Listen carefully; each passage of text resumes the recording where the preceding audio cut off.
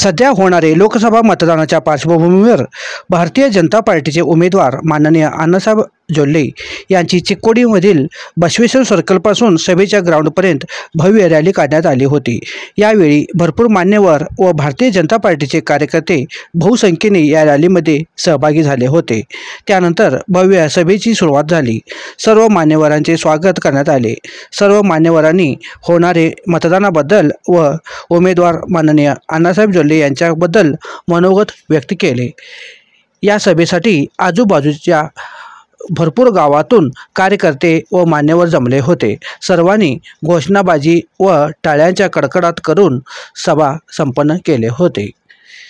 उपस्थित मान्यवर व मतदारांचे आभार माननीय अण्णासाहेब जोल्ले यांच्या वतीने करण्यात आले होते। शिवा न्यूजसाठी शिवानंद वशेदार। चॅनलला लाईक करा व बेल आयकॉन क्लिक करायला विसरू नका। नवीन बातम्या व जाहिरातीसाठी संपर्क 9731979496 या नंबरवरती संपर्क करा। तसेच आपल्या यूट्यूब चॅनलच्या बेल आयकॉन क्लिक करायला सबस्क्राईब करायला विसरू नका। मैं बारंबार नतमस्तक प्रणाम करता हूँ और आज के व्यासपीठ के इस पवित्र प्रांगण में उपस्थित इस क्षेत्र के ग्रामीण भाग से आए हुए आप सभी महाजनता को मेरा शत प्रणाम।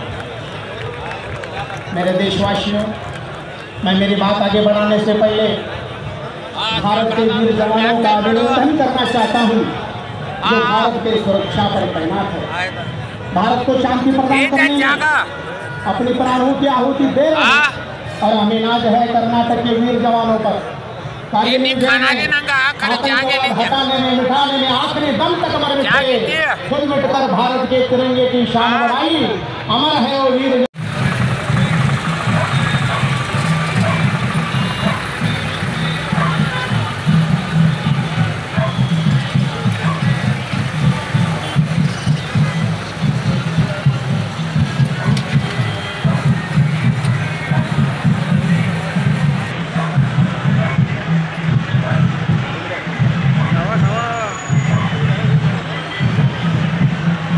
खावा तुम्ही काय खावा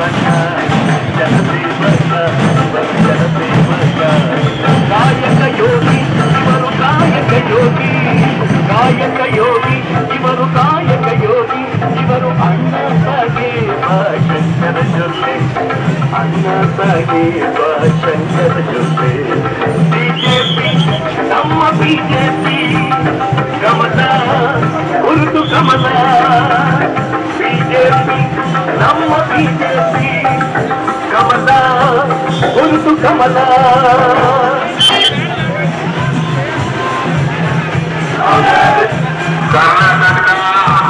समाजका जनतेಗೆ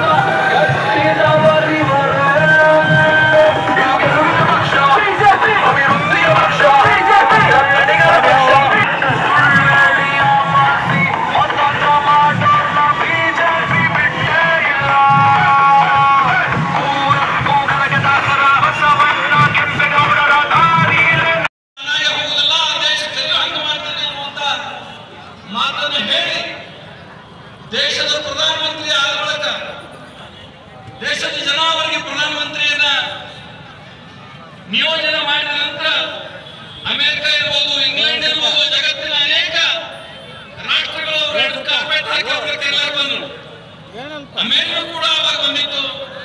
ಆದ್ರೆ ಅಮೆರಿಕದವರಿಗೆ ನಾನು ಬರ್ತಿಲ್ಲ, ಯಾವ ನರೇಂದ್ರ ಮೋದಿ ಅವರಿಗೆ ಅಮೆರಿಕ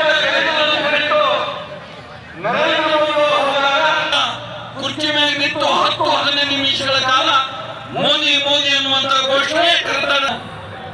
ಯಾವುದಾದ್ರೂ ವಿಷಯದಲ್ಲಿ ಇವತ್ತಿನ ನಮ್ಮ ದೇಶಕ್ಕೆ ಹೋಲಿಕೆ ಮಾಡಿದ್ರೆ ಇವತ್ತ ಭಾರತ ಇನ್ನು 3ನೇ ಸ್ಥಾನಕ್ಕೆ ಬರಬೇಕು. 2024ರ ಚುನಾವಣೆಯೊಳಗ ನಾವು ನರೇಂದ್ರ ಮೋದಿ ಸರ್ಕಾರವನ್ನ 400ಕ್ಕಿಂತ ಹೆಚ್ಚು ಸ್ಥಾನವನ್ನ ಆರ್ಚ್ ಕಳಿಸಿದ್ದೆ. ಆದ್ರೆ ಮಾರ್ಚ್ ಕಳಿಸಲಿಲ್ಲ. ಯಾವ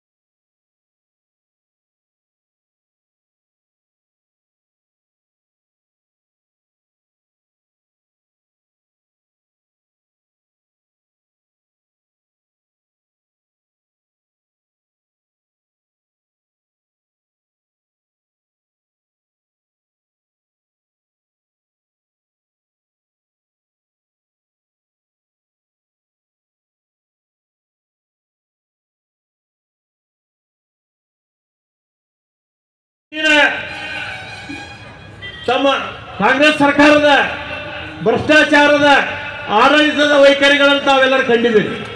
ಈಗ 10 ವರ್ಷದಲ್ಲಿ ಭ್ರಷ್ಟಾಚಾರ ನಿರ್ಮೂಲನೆಯ ಆಡಳಿತವನ್ನು ತಾವು ಕಂಡಿದ್ದೀರಿ. ಸಾಕಷ್ಟು ಅಭಿವೃದ್ಧಿ ಕೆಲಸಗಳನ್ನು ನಮ್ಮ ಮೋದಿಜಿಯವರು ಮಾಡಿದ್ದಾರೆ. ಸಾಕಷ್ಟು ಯುವಕರಿಗೆ ಉದ್ಯೋಗವನ್ನ ಕೊಟ್ಟಿದ್ದಾರೆ. ಆದರೆ ಈಗ 10 ತಿಂಗಳ ಕಾಂಗ್ರೆಸ್ ಸರ್ಕಾರ ಬಂದ ಗ್ಯಾರಂಟಿ ಅಂತ ಹೇಳ್ಕೊತ ಯಾವುದೂ ಅಭಿವೃದ್ಧಿ ಇಲ್ಲ. ನಾವು 10 ತಿಂಗಳ ಶಾಸಕರಾಗಿ 1 ಪೈಸೆ ಅನುದಾನ ಇಲ್ಲ, ಬರೀ ಗ್ಯಾರಂಟಿದಾಗ ಹೊಂಟೈತಿ. ಗ್ಯಾರಂಟಿ ಹೇಳಿ ಯಾವುದೂ ಅಭಿವೃದ್ಧಿ ಇಲ್ಲ. ಅದು ಗ್ಯಾರಂಟಿನೂ ಸರಿಯಾಗಿ ಮುಟ್ಟಾಕತ್ತಿಲ್ಲ. ಬಡವರಿಗೆ ಮುಟ್ರೆ ಭಾಳ ಸಂತೋಷ, ನಾ ಅವ್ರಿಗೆ ಧನ್ಯವಾದ ಹೇಳ್ತಾನೆ. ಸರಿಯಾಗಿ ಅವು 2,000 ರೂಪಾಯಿ ಮುಟ್ಟಾಕ್ತಾ ಇರಲಿಲ್ಲ. ಯುವಕರಿಗೂ ಸರಿಯಾಗಿಲ್ಲ, ಕರೆಂಟೂ ಸರಿಯಾಗಿಲ್ಲ.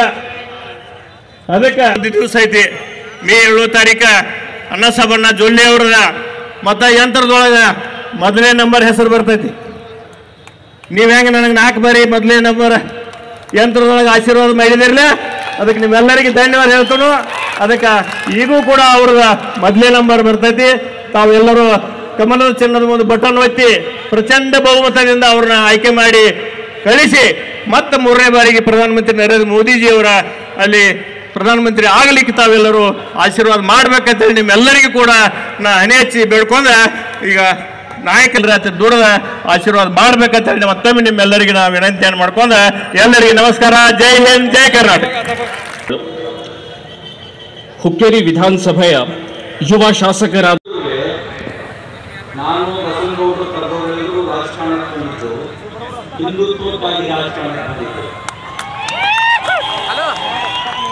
ರಾಜಕಾರಣಕ್ಕಾಗಿ ಹಿಂದುತ್ವ ಹಿಡ್ಕೊಳ್ಳಿರೋ ನಾವು ಬಂದಿದ್ದೇನೆ ಹಿಂದುತ್ವಕ್ಕಾಗಿ.